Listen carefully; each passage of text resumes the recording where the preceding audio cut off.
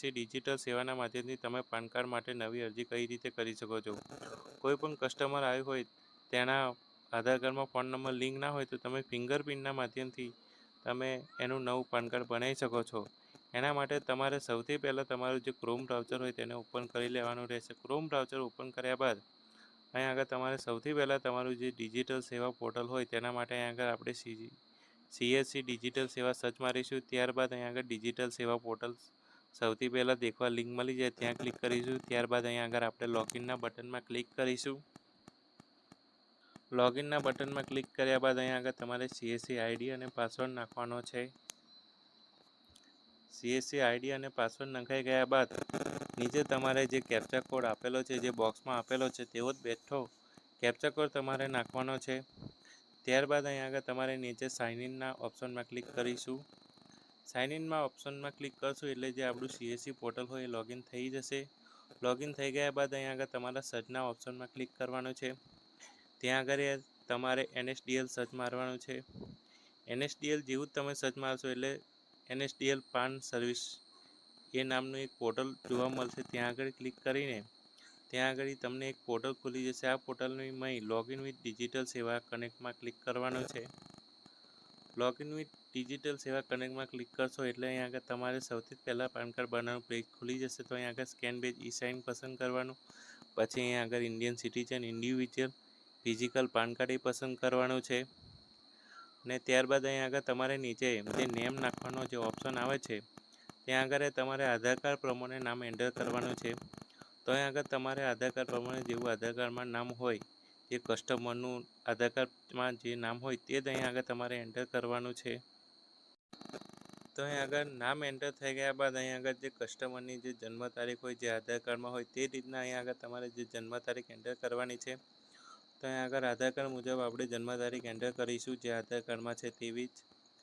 તો અહીં આગળ આપણે આ રીતના પહેલાં તમારે ડેટ, પછી મહિનો, પછી યર પસંદ કરવાનો છે. ત્યારબાદ અહીં આગળ જે કસ્ટમરનો જે ફોન નંબર હોય તે અહીં આગળ નાખવાનો છે. જે કસ્ટમરનો જે આધાર કાર્ડમાં લિંક હોય એ નાખો તો સારું રહેશે, અને ના હોય તો તમે જે ભવિષ્યમાં લિંક કરવાનો હોય આધાર કાર્ડમાં નંબર તે નાખી શકો છો. ત્યારબાદ અહીં આગળ જે કસ્ટમરનું જે ઈમેલ આઈડી હોય તે નાખવાનું છે. તો અહીં આગળ જે કસ્ટમરનું ઈમેલ આઈડી હોય તે અહીં આગળ આપણે એન્ટર કરી દઈશું. ત્યારબાદ અહીં આગળ જે નીચે ટિક માર્ક કરવાનું છે આઈ કન્ઝ્યુમર, ત્યાં આગળ ટિક માર્ક કરીને નીચે સબમિટના બટનમાં આપણે ક્લિક કરવાનું રહેશે. તો ચલો આપણે પહેલેથી ટિક માર્ક કરેલું છે તો આપણે અહીં આગળ આપણે સબમિટના ઓપ્શનમાં ક્લિક કરીશું. નીચે જેવું સબમિટના ઓપ્શનમાં ક્લિક કરશો એટલે અહીં આગળ પ્રોસીડ ટુ પેના ઓપ્શનમાં ક્લિક કરવાનું. ત્યારબાદ અહીં આગળ તમારું જે સીએસસી વોલેટનું પેમેન્ટ પેજ હોય એ અહીં આગળ ખુલી જશે. પેમેન્ટ ગેટવે જે સીએસસી વોલેટનું હોય છે. ત્યારબાદ અહીં આગળ સીએસસી આઈડી નાખેલી જ હોય છે. અહીં આગળ ખાલી પાસવર્ડ નાખવાનો છે તમારી સીએસસી આઈડીનો. ત્યારબાદ વેલિડેટના ઓપ્શનમાં ક્લિક કરવાનું. અહીં આગળ તમારો જે વોલેટ પિન નાખવાનો. ત્યારબાદ અહીં આગળ પેના બટનમાં ક્લિક કરવાનું. પેના બટનમાં ક્લિક કરશો એટલે તમારું જે પેમેન્ટ હોય એ સક્સેસફુલ થઈ જાય. અહીં આગળ પ્રોસેસ ટુ એનએસડીએલ પોર્ટલમાં ક્લિક કરશું. અહીં આગળ આ એગ્રીના ઓપ્શનમાં ક્લિક કરીશું. ત્યારબાદ જે અહીં આગળ સીએસસી વેલી એટલે કે જે પાન કાર્ડ બનાવવા માટે સીએસસી વેલીના એજન્ટનો નંબર, ફોન નંબર હોય એ અહીં આગળ નાખવાનો. ત્યારબાદ જે સબમિટના ઓપ્શનમાં ક્લિક કરશો એટલે અહીં આગળ તમારા ફોનમાં જે ઓટીપી આવશે ઓટીપી અહીં આગળ તમારે એન્ટર કરવાનો છે. આ ઓટીપી એન્ટર કર્યા બાદ અહીં આગળ સબમિટના ઓપ્શનમાં ક્લિક કરવાનું છે. તો અહીં આગળ આપણે સબમિટના ઓપ્શનમાં ક્લિક કરીશું. સબમિટના ઓપ્શનમાં ક્લિક કર્યા બાદ અહીં આગળ જે કસ્ટમર હોય, જે ગ્રાહક હોય એનો આધાર કાર્ડ નંબર આપણે અહીં આગળ એન્ટર કરવાનો છે. તો અહીં આગળ આપણે આધાર કાર્ડ નંબર એન્ટર કરીશું. આધાર કાર્ડ નંબર એન્ટર થઈ ગયા બાદ અહીં આગળ જે તમને નીચે એક બોક્સ જોવા મળે નેમ અસ પર આધાર, તે બોક્સમાં આપણે જે આધાર કાર્ડમાં જે કસ્ટમરના આધાર કાર્ડમાં જે નામ હોય તેવું જ અહીં આગળ આપણે એક નામ ટાઈપ કરવાનું છે. તો અહીં આગળ તમારે એક નામ ટાઈપ કરી દેવાનું, જે આધાર કાર્ડમાં હોય એ કસ્ટમરના આધાર કાર્ડમાં હોય એવું જ તમારે અહીં આગળ નામ ટાઈપ કરવાનું છે. કસ્ટમરનું નામ એન્ટર થઈ ગયા બાદ નીચે ટાઇટલનો ઓપ્શન જોવા મળે છે. જો કસ્ટમર પુરુષ હોય તો અહીં આગળ સ્ત્રીનો ઓપ્શન પસંદ કરવાનો, અથવા મહિલા હોય તો એસએમટી અને કુમારી હોય તો કુમારી. અહીં આગળ કસ્ટમરનું જે સરનેમ હોય એટલે કે અટક હોય તે નાખવાની. ત્યારબાદ જે કસ્ટમરનું જે નામ હોય તે અહીં આગળ નાખવાનું એટલે કે એપ્લિકેન્ટનું નામ નાખવાનું. ત્યારબાદ જે જન્મ તારીખ હોય છે, ડેટ ઓફ બર્થ, જે આધાર કાર્ડમાંથી લઈ લે છે ઓટોમેટિક. ત્યારબાદ અહીંયા આગળ આપણે જેન્ડર પસંદ કરવાનું, અહીંયા આગળ તમારે અહીં ટિક કરવાનું, પછી સબમિટના ઓપ્શનમાં ક્લિક કરવાનું.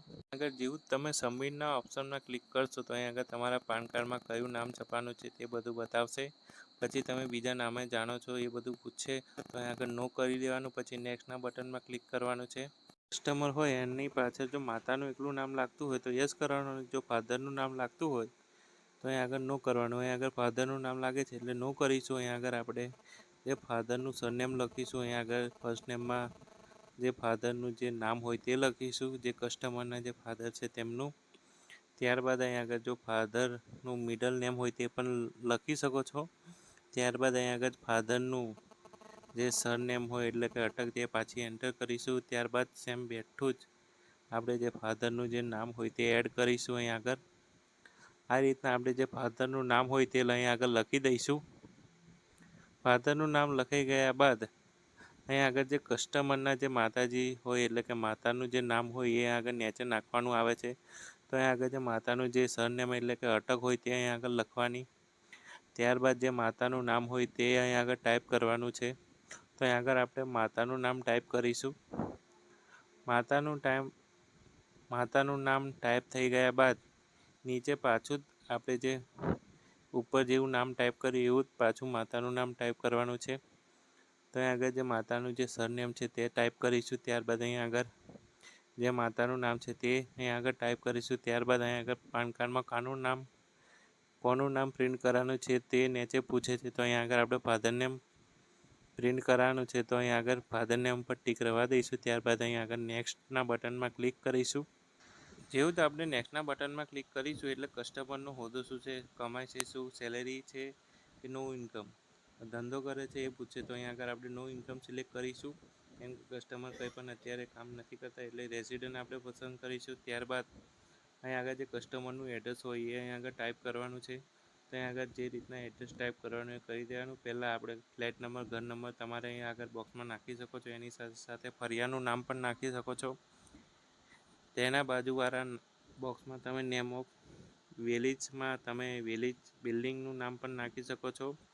અને એન પછીના બોક્સમાં તમારે પોસ્ટ ઓફિસનું પણ નામ નાખી શકો છો. તો ચલો આપણે સૌથી પહેલાં આપણે અહીં આગળ જે ફર્યું છે તેનું નામ નાખી દઈએ. ત્યારબાદ એના બાજુવાળા બોક્સમાં આપણે આવતા રહીશું. જે એની બાજુમાં જે બોક્સ છે ત્યાં આગળ આપણે જે ગ્રામ પંચાયત હોય એનું નામ નાખવાનું રહે છે. તો અહીં આગળ તમારે ગ્રામ પંચાયતનું નામ લખવાનું છે.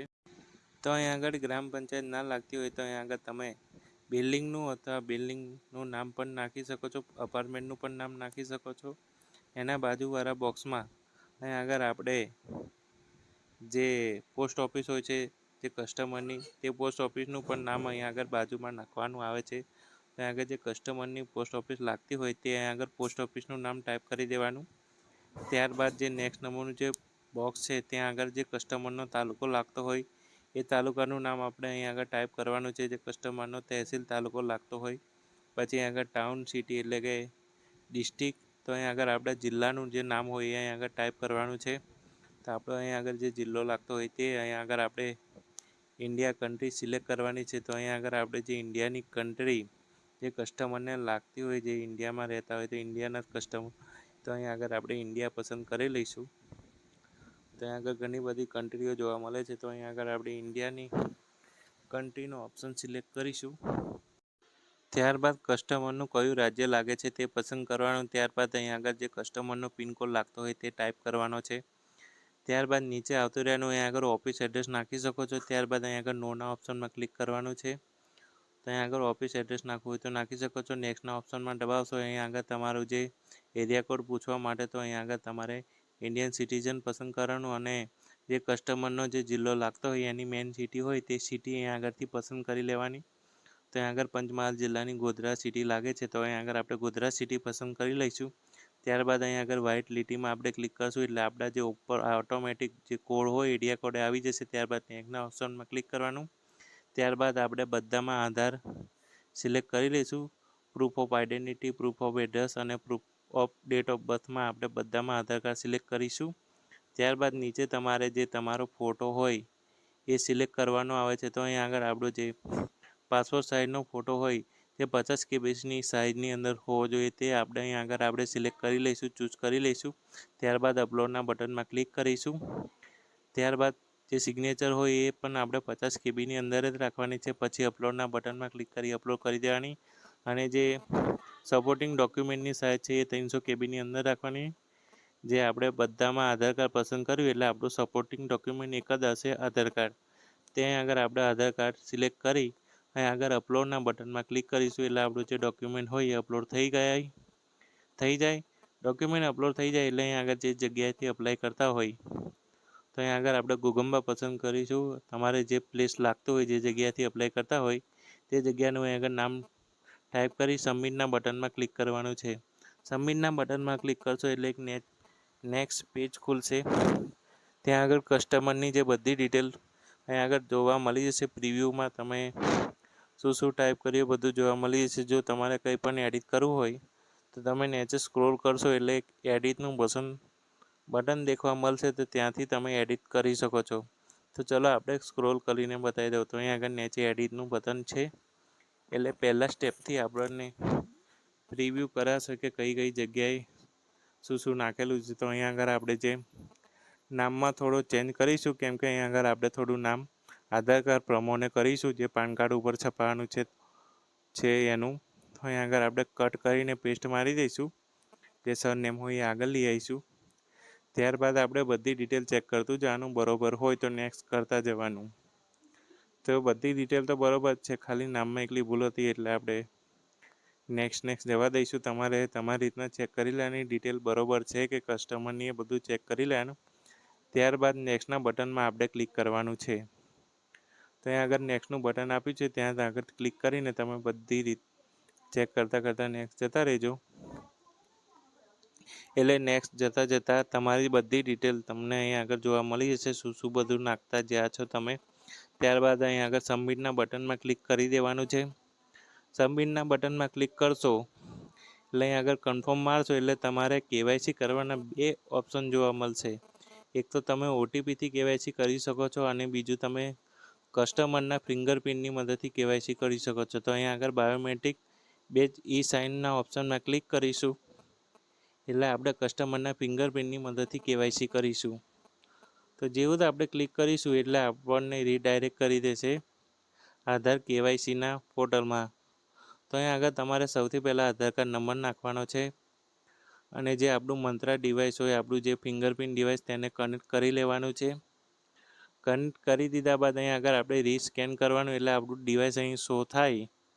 તો અહીં આગળ શો થવું જોઈએ. જો ના શો થતું હોય તો રીસ્કેન કરજો. પછી અહીં આગળ કેપ્ચરના બટનમાં દબાવશો એટલે આપણું ફિંગરપ્રિન્ટ ડિવાઇસમાં લાઇટ થશે. ત્યારબાદ કસ્ટમરની ફિંગરપ્રિન્ટ મૂકાઈને અંગૂઠો સ્કેન કરાવી લેવાનો. અંગૂઠો સ્કેન થઈ જાય એટલે ફિંગરપ્રિન્ટ કેપ્ચર થઈ જાય. ત્યારબાદ આ પોર્ટલ ઓટોમેટિક રીડાયરેક્ટ થઈ જશે. જો આપણી સાઇન સક્સેસફુલ થઈ ગઈ હશે તો આપણને સક્સેસફુલનો મેસેજ જોવા મળી જશે. તો આપણી અહીંયા આગળ સાઇન સક્સેસફુલી થઈ ગઈ છે. સાઇન સક્સેસફુલ થઈ ગયા બાદ આ પાન કાર્ડ તમારા જે કસ્ટમરના ઈમેલમાં 3 દિવસ પછી કે 3 દિવસની અંદર એ ઈમેલમાં જતું રહે છે અને જે ઓરિજિનલ પાન કાર્ડ હોય એ 15 દિવસ પછી કે 15 દિવસની અંદર કે મહિનાની અંદર કસ્ટમરના પોસ્ટનું જે એડ્રેસ હોય ટપાલનું દ્વારા કસ્ટમરને મળે છે. અને આગળ એક્નોલેજમેન્ટ નંબર આપ્યો છે તે નંબરની મદદથી પાન કાર્ડનું સ્ટેટસ પણ ચેક કરી શકાય છે કે કેટલે કામ પાત્યું. અને આને સેવ કરીને સેવ પણ કરી શકો છો અથવા કસ્ટમરને પ્રિન્ટ પણ આપી શકો છો. તો આગળ આપણે સેવ કરીશું. તો આ વિડીયો ગમે હોય તો વિડીયોને લાઈક કરજો, શેર કરજો અને આવા જ નવા વિડીયો જોવા માટે અમારી ચેનલ સબસ્ક્રાઈબ કરી લેજો. તો ચલો મળીએ નવા વિડીયોમાં. ત્યાં લગીને જય હિન્દ, જય ગરુ ગુજરાત, વંદે માતરમ. તો ચલો મળશું બીજા વિડીયોમાં. જોતા રહેજો આ ચેનલ અમારી.